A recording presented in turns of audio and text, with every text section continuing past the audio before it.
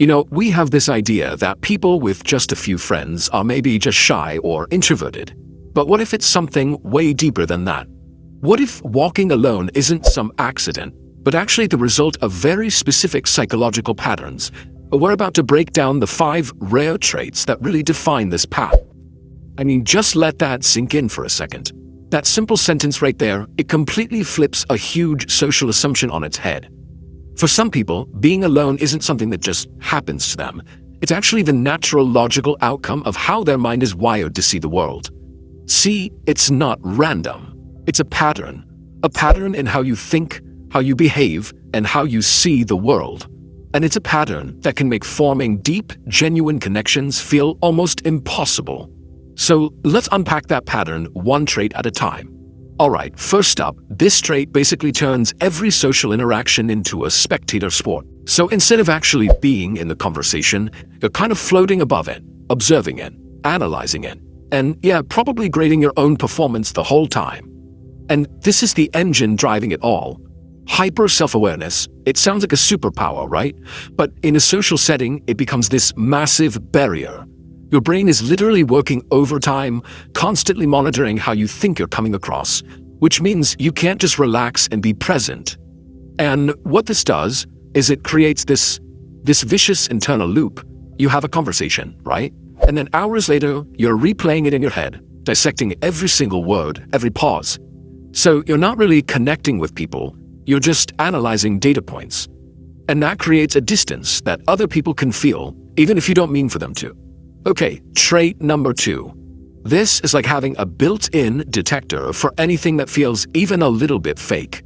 For people with this trait, social performance is just exhausting because they can see right through the act. There's actually a term for this, high social perception, and in a way, it's a sign of some serious emotional intelligence. But, it's got a downside. When you can spot the fakeness so easily, it becomes almost physically painful to play along. You just can't fake interest, and you're definitely not going to pretend to be impressed. So what you end up with is this massive gap. While everyone else just sees normal socializing, a little small talk, some harmless drama, you see it for what it is, an empty performance. And look, your silence, it's not you trying to be rude, it's just a refusal to take part in something you feel is totally inauthentic. But here's the kicker, in a world that's often built on surface-level compliments and validation, your realness can make people uncomfortable. They don't see honesty. They see your quietness as you being arrogant or proud, and so they pull away. Alright, moving on to number 3. This one's about being so emotionally independent that you accidentally shut the door on connection before it even has a chance to open. The technical term is emotional self-reliance. And hey, on paper, that sounds amazing, right? A total strength. You handle your own stuff, you regulate your own feelings. But in reality, it can be super isolating. And you might be asking, why? Well, it's because real human connection, it kind of thrives on a little bit of mutual need, a little vulnerability. Friendships are so often built on those small dependencies, sharing a problem, asking for advice, or just needing a little comfort. So here's the real problem. When you never ask for help, when you never show that you need someone, people subconsciously start to feel like they just don't have a role to play in your life. You're not actively pushing them away, you're just not leaving them any way to get in. Okay, our 4th trait. This one really gets down to the basic wiring of an independent thinker in a world that, let's be honest, absolutely loves conformity. This is something called low social conformity, and this isn't you trying to be a rebel. It's more like an innate, built-in resistance to just blindly following the herd. It's a quality that makes you stand out, for sure, but it also pretty much guarantees you'll often stand alone.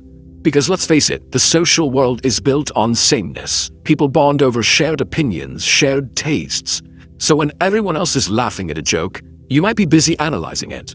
When the whole group nods in agreement, you're the one asking, but why? You're in that tiny slice of the pie, the one asking the questions, and that difference, as valuable as it is, often acts as a barrier to belonging.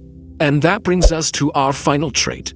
Now, this one is probably the most subtle and, honestly, the most misunderstood of them all. It's about a fundamental gap in how we communicate emotion. It's often linked to a psychological concept called alexithymia. Now, this doesn't mean you don't have feelings, not at all. It just means you process them on the inside, and you express them, differently. You might care incredibly deeply, but you struggle to show it in a way that other people easily recognize as warmth or affection. And this is where something called a reciprocity gap opens up.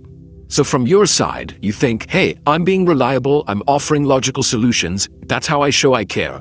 But for most people, that's not what they need. They need to feel seen, they need to share an emotional experience, not just get a solution. And when that fundamental need isn't met, they just quietly drift away. So, okay, we've walked through all 5 of these traits. What's the takeaway here?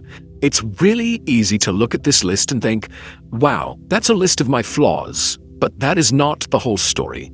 Let's reframe this entire experience, shall we? Now, the most important thing to get is this. Every single one of these traits, from that hyper-awareness to the self-reliance, it all comes from a mind that puts authenticity and truth above everything else.